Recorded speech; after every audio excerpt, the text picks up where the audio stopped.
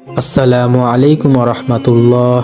প্রিয় শ্রোতা, আশা করি আল্লাহর অশেষ রহমতে আপনারা সকলেই ভালো আছেন। আলহামদুলিল্লাহ, আমিও আল্লাহর অশেষ রহমতে ভালো আছি। আজকে আপনাদের মাঝে এমন একটি বিষয় আলোচনা করতে যাচ্ছি যা প্রত্যেকটা দাম্পত্য জীবনে খুবই গুরুত্বপূর্ণ একটি বিষয়। এই বিষয়টি যদি প্রত্যেকটা বিবাহিত মেয়ে মেনে চলতে পারে তাহলে তারা দাম্পত্য জীবনে খুবই সুখী হবেন ইনশাআল্লাহ। এবং দাম্পত্য জীবনে বরকত বৃদ্ধির 6টি টিপসও আপনাদের মাঝে শেয়ার করব। আশা করি ভিডিওটি আপনাদের ভালো লাগবে। চলুন ভিডিওটি শুরু করা যাক। দাম্পত্য জীবনে বরকত বৃদ্ধির উপায়। আপনি ধরে নেবেন না যে আপনার স্বামীর আপনার মনের কথা অক্ষরে অক্ষরে বুঝতে পারা উচিত। সাধারণত মেয়েদের সাইকোলজি এমন হয় যে তারা ছোট ছোট ডিটেইলসগুলো পর্যবেক্ষণ করে ভালো, কিন্তু ছেলেরা এত ছোট ছোট বিষয় খেয়াল করে স্ত্রীর মনের ভিতরে কি চলছে সেগুলো সবসময় বুঝে বুঝে রেসপন্স করবে। সাধারণত এটা তাদের সৃষ্টিগত বৈশিষ্ট্য নয়। যেমন একটা বোনের গল্পের উদাহরণ দেই। তারা হাজব্যান্ড ওয়াইফ একসাথে মার্কেটে গিয়েছে। হঠাৎ আপুর চোখ গেল এক গোলাপ বিক্রেতার হাতের দিকে। গোলাপ বিক্রেতা খুবই করুণ স্বরে সবার সামনে গিয়ে গোলাপ ধরছে আর বলছে, একটা গোলাপ মাত্র 10 টাকা, একটু নিয়ে নেন। মানুষ তাকে তেমন পাত্তা দিচ্ছে না। আপুকে দেখে যেন বিক্রেতা বুঝলো যে আপু গোলাপ চাচ্ছে। তখন সে সরাসরি আপুর হাজব্যান্ডের সামনে গিয়ে গোলাপগুলো মেলে ধরলো। আপুর হাজব্যান্ড অত্যন্ত মনোযোগ দিয়ে যে দোকানে যাওয়ার কথা সেই দোকানের দিকে যাচ্ছিলেন। মাঝপথে গোলাপ বিক্রেতা পথ ধরে দাঁড়ালে তিনি কিছুটা বিরক্ত হলেন এবং হাত দিয়ে তাকে সরিয়ে দিলেন। এই দৃশ্য দেখে আপুর ভ্রু কুঁচকে গেল। মাথায় সাথে সাথে চিন্তা চলে আসলো, 10 টাকা দিয়ে একটা গোলাপ আমাকে কিনে দিল না, তার কাছে আমার দাম 10 টাকাও না। কিছুক্ষণ হাঁটার পর আপু বলে বসলো, আপনি কেন আমাকে গোলাপটা কিনে দিলেন না? আপুর হাজব্যান্ড খুবই অবাক হয়ে বলল, ও তুমি কি আসলেই ওই গোলাপ চাও? আমি তো জানি না যে তুমি গোলাপ চাচ্ছ। এখন তুমি চাইলে আমি এখনই তোমাকে কিনে দেই। পিছনে গিয়ে ডাক দিব ছেলেটাকে। আর তুমি গোলাপগুলোর দিকে ভালোভাবে তাকিয়ে দেখোনি?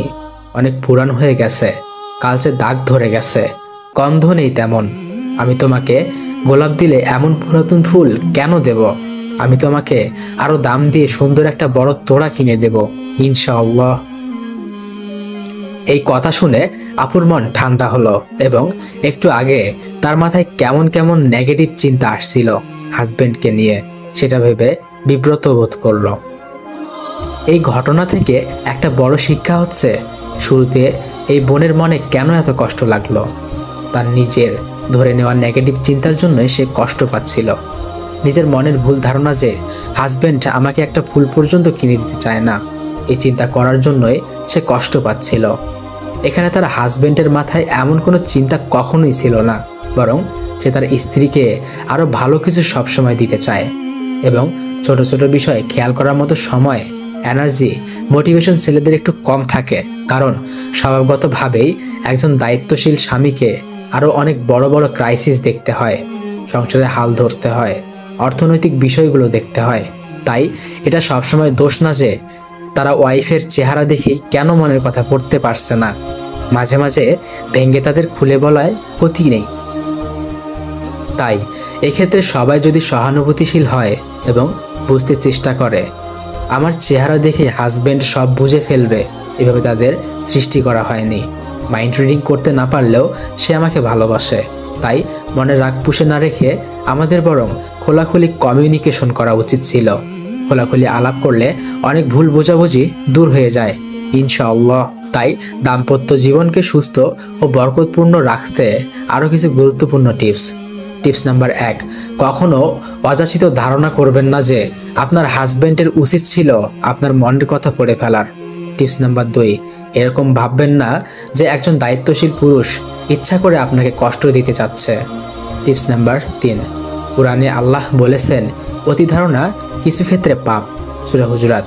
সেজন্য ওভার থিঙ্কিং থেকে বিরত থেকে খোলাখুলি স্বামীর সাথে আলোচনা করুন, ভুল বোঝাবুঝিগুলো ক্লিয়ার করে নিন। টিপস নাম্বার 4, কথা রাগ চাপিয়ে না রেখে খোলাখুলি ভদ্র ভাষায় মাথা ঠান্ডা রেখে আলোচনা করার অভ্যাস করুন, আলাপ করার অভ্যাস করুন।